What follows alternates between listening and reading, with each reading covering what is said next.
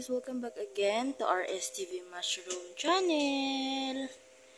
So, for today's video po ay, ayan, ipapakita ko po sa inyo itong tanim ni RSTV dito sa may laundry basket.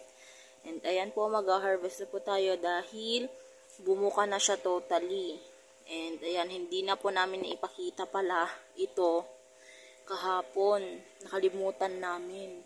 And nung pag-check po niya is, ayan, may mga tumubo na. Kaya, ayan po. Mag-harvest na tayo, guys. Guys, bago nga po pala tayo mag-harvest, ay, ito po pala ay na-harvest ulit ni RSTV dun sa tanim niya na nasa labas. Ayan. And, itong nasa laundry, ay iaano na lang natin dito. Lalagay na lang din natin dito, guys. So, yan. Harvest na tayo.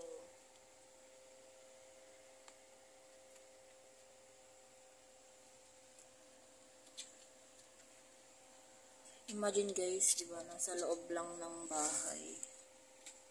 Tapos may aanisin ka na.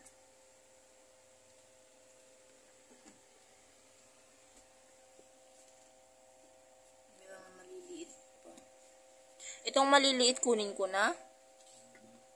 Kunin ko na lang daw, guys.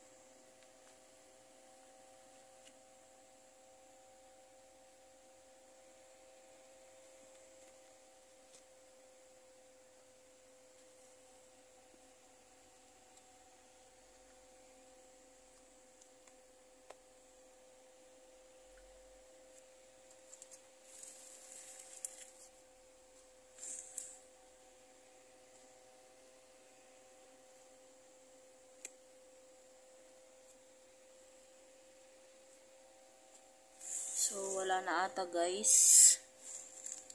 Wala na.